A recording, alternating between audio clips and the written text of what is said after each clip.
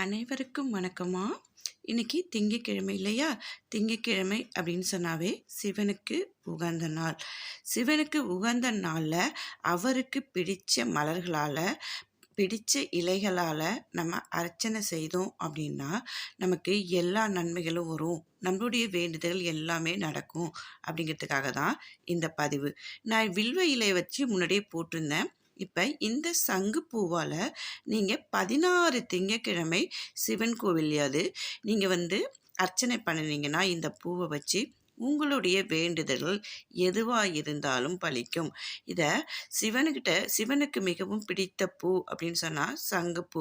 இந்த சங்குப்பூவால் நம்ம சிவனுக்கு அர்ச்சனை பண்ணி நம்மளுடைய வேண்டுதலை நம்ம நிறைவேற்றிக்கலாம். அப்படிங்கிறதுக்காக தான் இந்த பதிவு.